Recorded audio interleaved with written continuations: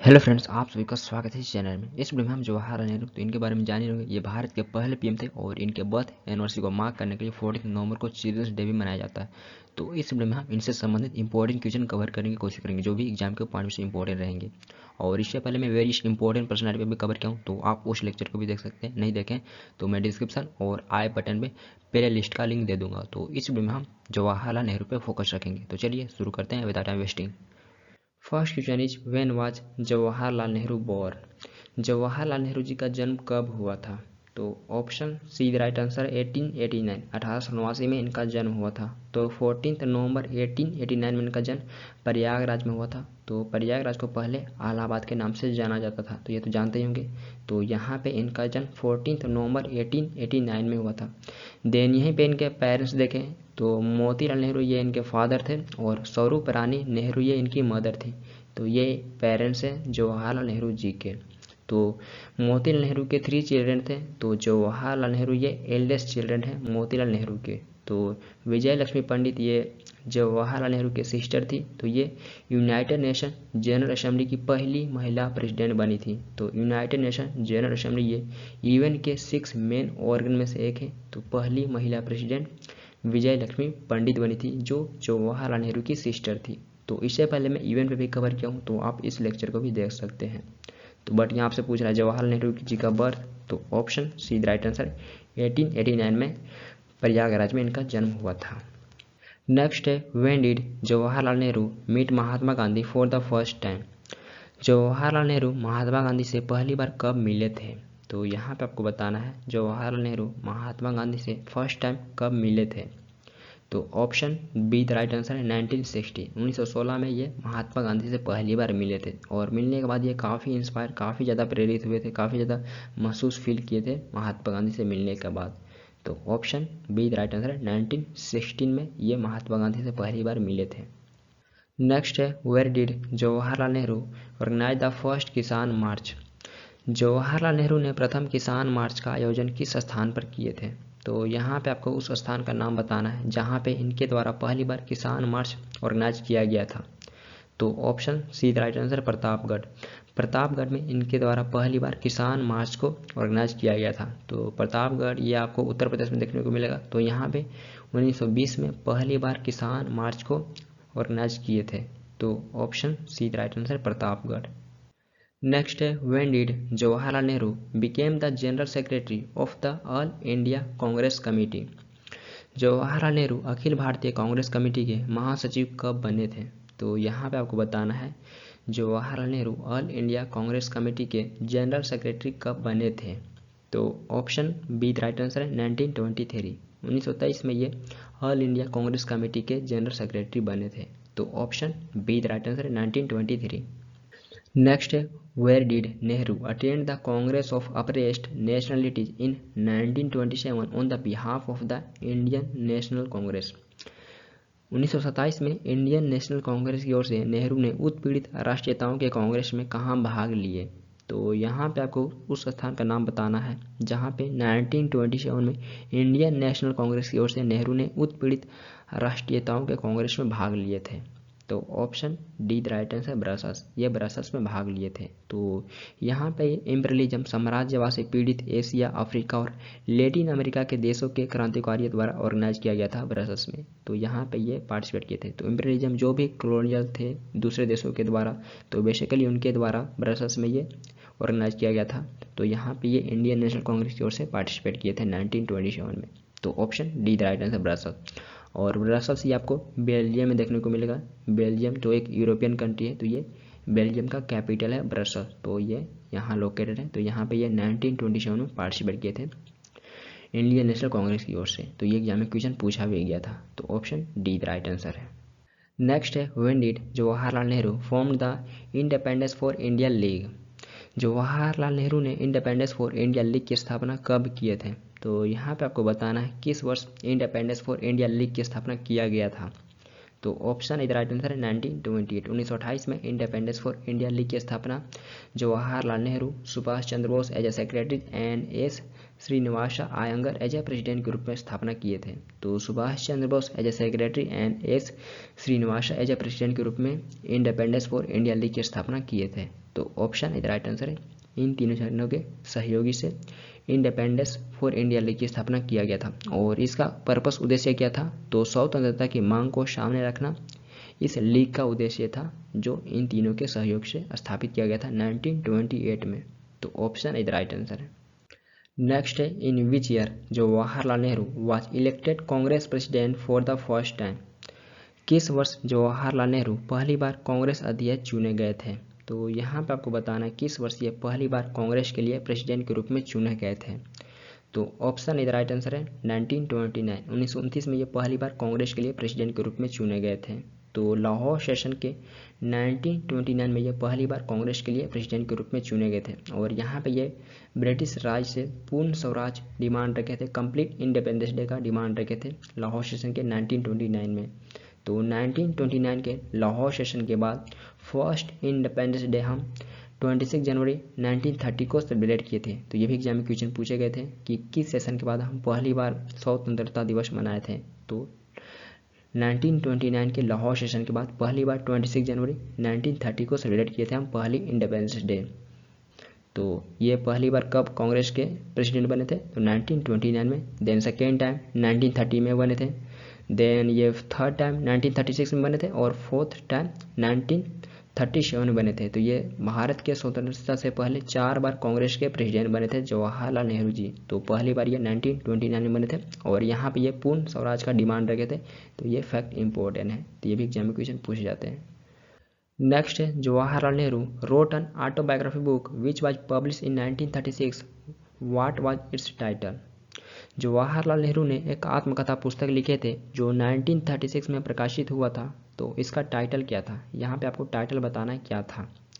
तो ऑप्शन इधर right answer है टूवर्ड फ्रीडम। टूवर्ड फ्रीडम में ये टाइटल था जो 1936 में पब्लिश किया गया था और ये जवाहरलाल नेहरू जी का ऑटोबायोग्राफी बुक था। तो टूवर्ड फ्रीडम को अन ऑटोबायोग्राफी के नाम से भी जाना जाता है। टूवर्ड फ्रीडम को अन ऑटोबायोग्राफी के नाम से भी जाना जाता है। तो ये जवाहरलाल नेहरू जी का ऑटोबायोग्राफिकल बुक है।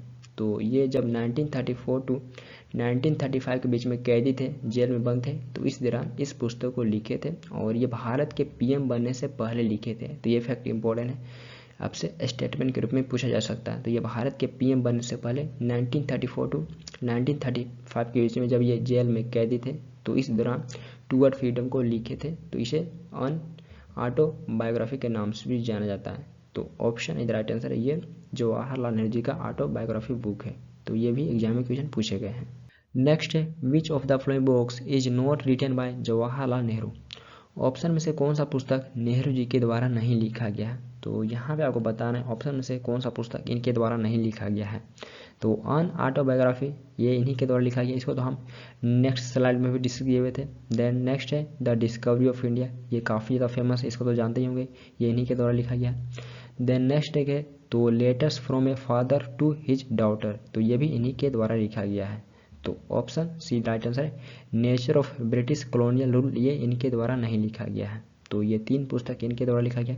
देन कुछ अदर भी पुस्तक देखें तो ग्लिम्पसेस ऑफ वर्ल्ड हिस्ट्री, ये भी वेरियस एग्जाम में क्वेश्चन पूछे गए, तो ये भी इन्हीं के द्वारा लिखा गया। देन नेक्स्ट है a bunch of old letters, तो ये भी इन्हीं के द्वारा लिखा गया।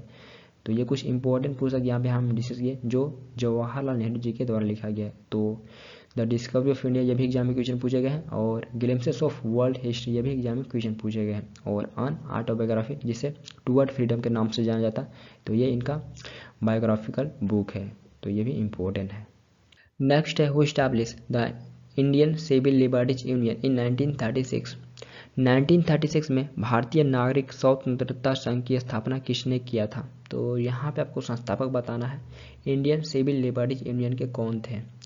तो option C right answer Jawaharlal Nehru. Jawaharlal Nehru ये इंडियन सिविल लिबर्टीज यूनियन के संस्थापक थे।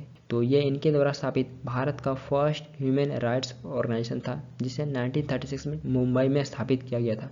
तो ये भारत का फर्स्ट ह्यूमन राइट्स ऑर्गेनाइजेशन था जो जवाहरलाल नेहरू जी के द्वारा स्थापित किया गया था। तो इसी का नाम इंडियन सिविल लिबर्टीज यूनियन रखा गया था। तो ये इसी का नाम था, ह्यूमन राइट्स ऑर्गेनाइजेशन का ही नाम था इंडियन सिविल लिबर्टीज यूनियन।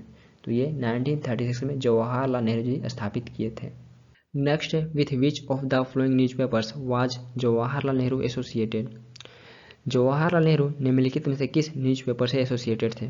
तो यहाँ पे आपको बताना है इनके द्वारा किस न्यूज़पेपर का स्थापना किया गया था, ये किस न्यूज़पेपर से संबंधित है। तो ऑप्शन डी राइट आंसर है National Herald. National Herald newspaper का स्थापना इनके द्वारा किया गया था 1938 में लखनऊ में। कहाँ पे? तो लखनऊ में 1938 में ये नेशनल हेरल्ड न्यूज़पेपर का स्थापना किए थे। तो ऑप्शन डी राइट आंसर है, ये इनसे संबंधित है। नेक्स्ट है which of the following acts was describe by Jawaharlal Nehru as a new charter of slavery. निम्नलिखित में से किस एक्ट को जवाहरलाल नेहरू ने दास्ता का नया चार्टर कहे थे। तो यहाँ पे आपको बताना है किस एक्ट को the new charter of slavery के रूप में डिस्क्राइब किए थे। तो ऑप्शन सी राइट आंसर है the government of India act 1935। The government of India act 1935 को यह the new charter of slavery के रूप में डिस्क्राइब किए थे। और इस एक्ट को कब पारित किया गया था? तो इस एक्ट को 1935 में पारित किया गया था और उस टाइम भारत का वायसराय लॉर्ड विलिंगडन था। तो उस टाइम भारत का वायसराय लॉर्ड विलिंगडन था जब गवर्नमेंट ऑफ इंडिया 1935 को पारित किया गया था। तो ये भारत का उस टाइम वायसराय था और नेहरू जी इसे the new charter of slavery के रूप में डिस्क्राइब किए थे। तो ये भी इम्पोर्टेंट है। नेक्स्ट है who coined the phrase unity in diversity. विविधता में एकता वाक्यांश किसने दिया है? तो option C right answer Jawaharlal Nehru. तो ये जवाहरलाल नेहरू जी के द्वारा दिया गया है विविधता में एकता का वाक्यांश। और इस वाक्यांश का इस्तेमाल जवाहरलाल नेहरू जी ने अपनी पुस्तक डिस्कवरी ऑफ इंडिया में किए थे। तो इसका इस्तेमाल डिस्कवरी ऑफ इंडिया में किए थे।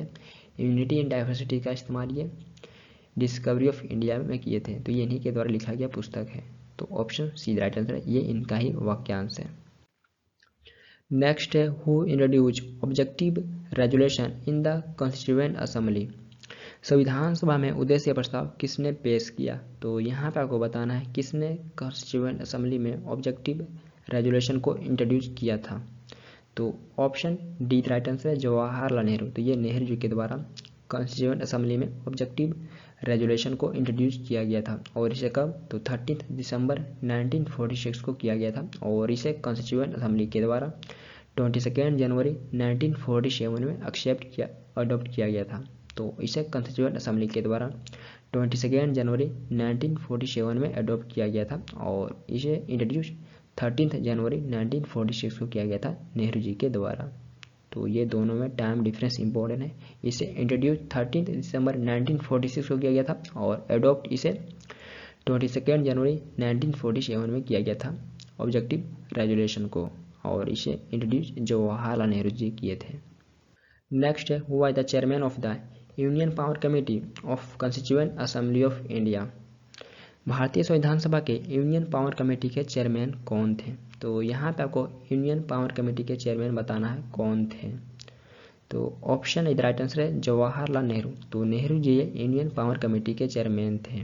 तो संविधान निर्माण के विभिन्न कार्यों से निपटने के लिए कॉन्स्टिट्यूएंट असेंबली ने टोटल 22 कमेटी का नियुक्ति किया था। तो संविधान निर्माण के विभिन्न कार्यों से निपटने के लिए कॉन्स्टिट्यूएंट असेंबली ने कुल 22 समितियों का नियुक्ति किया था। तो कुछ यहाँ पे हम मेजर कमेटी देखें तो फर्स्ट नंबर में यूनियन पावर कमेटी, तो इसके चेयरमैन नेहरू जी थे।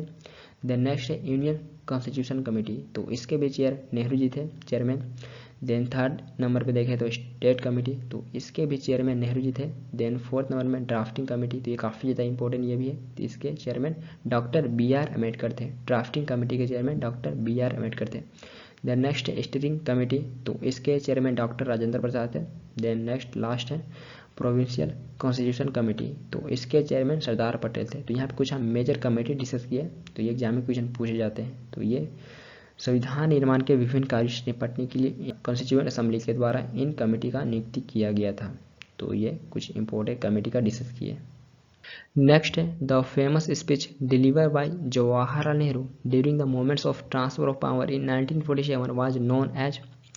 1947 को पावर ट्रांसफर के समय नेहरू जी द्वारा दिए गए फेमस स्पीच को किस रूप में जाना जाता है? तो यहाँ पर आपको बताना है जब 1947 में पावर को ट्रांसफर किया जा रहा था तो नेहरू जी के द्वारा दिए गए फेमस स्पीच को किस रूप में जाना जाता है? तो ऑप्शन बी राइट आंसर है ट्रिस्ट विथ डेस्टिनी। तो फेमस स्पीच को ट्रिस्ट विथ डेस्टिनी के नाम से जाना जाता है। तो ये स्पीच भारत के पहले PM नेहरू जी के द्वारा 14 अगस्त 1947 के मिडनाइट में दिया गया था। और कहाँ पे ये? तो इंडियन कॉन्स्टिट्यूएंट असेंबली के पार्लियामेंट हाउस में ये दिया गया था। तो इस स्पीच को ट्विस्ट विथ डेस्टिनी के नाम से जाना जाता है। तो option B the right answer है। नेक्स्ट है which schedule was introduced in the Indian constitution during Jawaharlal Nehru tenure as the prime minister of India. Jawaharlal Nehru जब भारत के पीएम थे तो उनके कार्यकाल के दौरान भारतीय संविधान में कौन से शेड्यूल को पेश किया गया था। तो यहाँ पे आपको बताना, जब ये भारत के पीएम थे तो इनके टेन्योर के दौरान इंडियन कॉन्स्टिट्यूशन में किस शेड्यूल को ऐड किया गया था। तो option B the right answer, ninth schedule. Ninth schedule को ऐड किया गया था इंडियन कॉन्स्टिट्यूशन में जब ये भारत के पीएम थे। तो इसे फर्स्ट अमेंडमेंट के तहत ऐड किया गया था और ये अमेंडमेंट 1951 में हुआ था। तो इस अमेंडमेंट के तहत नाइन्थ शेड्यूल को इंडियन कॉन्स्टिट्यूशन में ऐड किया गया था और उस टाइम भारत के पीएम जवाहरलाल नेहरू जी थे। तो ये भी एग्जाम क्वेश्चन पूछे गए हैं कि जब नाइन्थ शेड्यूल को इंडियन कॉन्स्टिट्यूशन में ऐड किया गया तो उस टाइम भारत के पीएम कौन थे। तो उस टाइम भारत के पीएम जवाहरलाल नेहरू जी थे। नेक्स्ट है when was Jawaharlal Nehru awarded Bharat Ratna India's highest civilian honour. Jawaharlal Nehru को भारत के highest civilian award Bharat Ratna से कब सम्मानित किया गया था। तो यहाँ पे आपको बताना है इनको इंडिया के highest civilian award Bharat Ratna से कब सम्मानित किया गया था। तो option C the right answer है 1955। 1955 में इनको भारत रत्न से सम्मानित किया गया था। तो ये भारत के पहले पीएम बने थे भारत रत्न पाने वाले। तो अब तक भारत के 7 पीएम को भारत रत्न दिया गया, तो ये इसमें से पहले पीएम बने थे भारत रत्न पाने वाले। तो option C the right answer है 1955 में इनको भारत रत्न से सम्मानित किया गया था। नेक्स्ट है who propounded the Panchsheel principles. Panchsheel सिद्धांतों का प्रतिपादन किसने किया। तो यहाँ पे आपको बताना है पंचशील प्रिंसिपल का प्रतिपादन किनके द्वारा किया गया था। तो option D the right answer Nehru ji. Nehru ji के द्वारा पंचशील प्रिंसिपल का प्रतिपादन किया गया था। तो 5 प्रिंसिपल्स ऑफ पीसफुल को एग्जिस्टेंस को ही पंचशील प्रिंसिपल कहा जाता है। हिंदी में बोले तो शांतिपूर्ण सह अस्तित्व के 5 सिद्धांत को ही पंचशील सिद्धांत कहा जाता है। तो इसका मेंशन 1954 साइनो इंडिया एग्रीमेंट के प्रीएम्बल में किया गया है। पंचशील प्रिंसिपल का मेंशन 1954 साइनो इंडिया एग्रीमेंट के प्रीएम्बल में किया गया है। तो ये 5 प्रिंसिपल देखें तो फर्स्ट प्रिंसिपल है एक दूसरे की क्षेत्रीय अखंडता और संप्रभुता के लिए परस्पर सम्मान। देन सेकेंड प्रिंसिपल है म्यूचुअल नॉन अग्रेशन, परस्पर अनाक्रमण। देन थर्ड प्रिंसिपल देखें तो एक दूसरे के आंतरिक मामलों में परस्पर हस्तक्षेप। देन फोर्थ प्रिंसिपल देखें तो पारस्परिक लाभ के लिए समानता और सहयोग, equality and cooperation for mutual benefit, ये फोर्थ प्रिंसिपल है। देन लास्ट प्रिंसिपल है पीसफुल को एग्जिस्टेंस, शांतिपूर्ण सह अस्तित्व। तो ये 5 प्रिंसिपल का प्रतिपादन जवाहरलाल नेहरू जी के द्वारा किया गया है पंचशील प्रिंसिपल का प्रतिपादन। तो option D the right answer है। नेक्स्ट है in whose honour is children's day celebrated on 14 November. 14 नवंबर को बाल दिवस किनके सम्मान में मनाया जाता है। तो यहाँ पे आपको बताना है किनके ऑनर में 14 नवंबर को चिल्ड्रंस डे सेलिब्रेट किया जाता है। तो option A the right answer है जवाहरलाल नेहरू। नेहरू जी के ऑनर में 14 नवंबर को चिल्ड्रंस डे मनाया जाता है। तो option A the right answer है नेहरू जी। नेक्स्ट है हुआ the longest serving PM of India. Bharat के लॉन्गेस्ट सर्विंग पीएम कौन थे। तो यहाँ पे आपको बताना है पीएम के रूप में लंबे समय तक कार्यकाल में रहने वाले कौन थे। तो option D the right answer है जवाहरलाल नेहरू। तो नेहरू जी ये भारत के लॉन्गेस्ट सर्विंग पीएम है। इनका कार्यकाल देखें तो 1947 से 1964 ये भारत के पीएम के रूप में रहे हैं। तो ऑलमोस्ट ये 17 ईयर्स तक भारत के पीएम के रूप में कार्य किए, ऑलमोस्ट 17 ईयर्स पीएम। और ये भारत के पहले पीएम भी थे। तो ये भारत के पहले भी पीएम थे और ये भारत के लॉन्गेस्ट सर्विंग पीएम भी थे। नेक्स्ट है who is considered the architect of modern India. आधुनिक भारत का वास्तुकार किसे माना जाता है। तो option C the right answer है जवाहरलाल नेहरू। नेहरू जी को आर्किटेक्ट ऑफ मॉडर्न इंडिया माना जाता है। तो option C the right answer है जवाहरलाल नेहरू। नेक्स्ट है which one of the following as favour by Nehru but not favour by Gandhi ji. तो यहाँ पे आपको बताना है ऑप्शन में से किसका नेहरू जी समर्थन में थे लेकिन गांधी जी उसका समर्थन नहीं करते थे। तो option D the right answer है heavy industrialisation.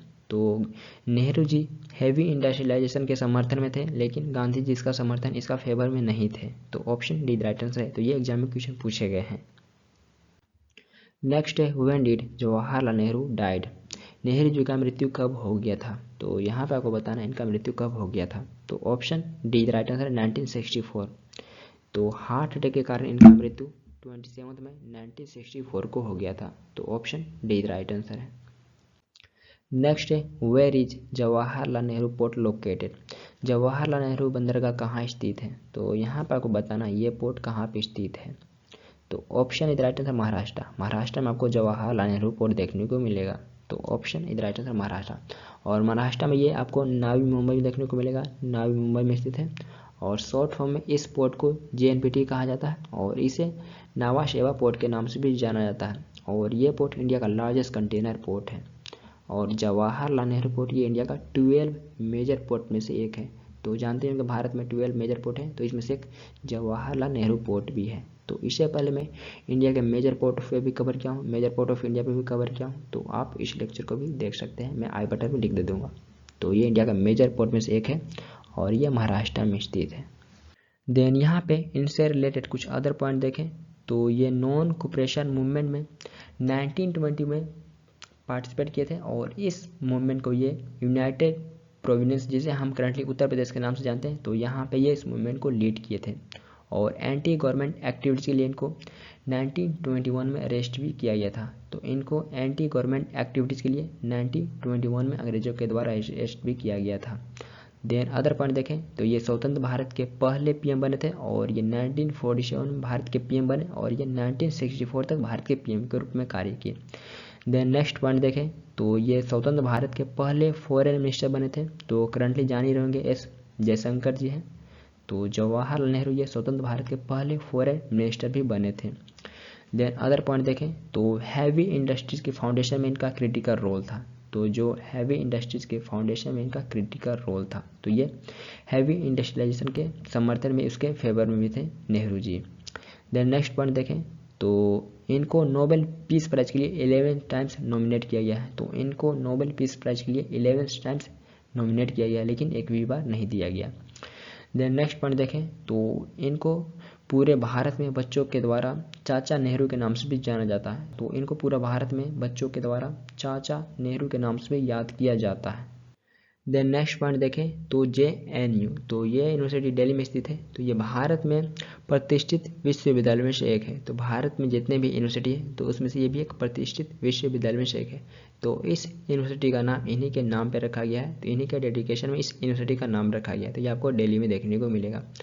Then next point देखें तो श्यामा बेनेगल के द्वारा 1988 में एक टेलीविज़न सीरीज लाया गया था, भारत एक खोज के नाम से।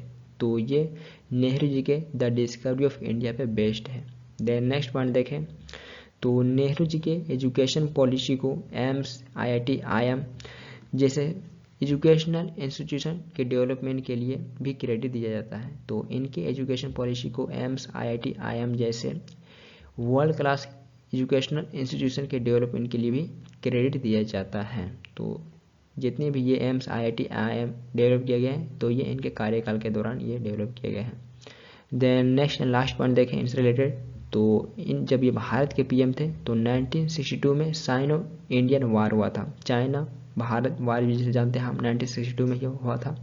तो ये जब भारत के PM थे तो इन्हीं के कार्यकाल के दौरान ये वार हुआ था। तो ये भी इंपॉर्टेंट एग्जाम क्वेश्चन पूछे जाते हैं कि साइनो इंडियन वार के दौरान भारत के PM कौन थे 1962 में। तो ये जवाहरलाल नेहरू जी उस टाइम भारत के PM थे जब ये वार हुआ था। तो ये भी इंपॉर्टेंट काफ़ी पॉइंट है। तो इस वीडियो में हम जवाहरलाल नेहरू से रिलेटेड इंपॉर्टेंट क्वेश्चन कवर करने की कोशिश किया और इससे पहले मैं वेरियस पर्सनालिटी में भी कवर किया हूँ, तो आप उसे भी देख सकते हैं, नहीं देखें। एंड यदि किसी और टॉपिक पर आप वीडियो चाहते तो भी कमेंट कर सकते हैं। एंड यदि आपका कोई क्वेरी हो तो भी पूछ सकते हैं और ये वीडियो आपके लिए हेल्पफुल रहा तो अपना फीडबैक दे सकते हैं। फिर मिलते हैं नेक्स्ट वीडियो के साथ। Thank you for watching this video. Thank you.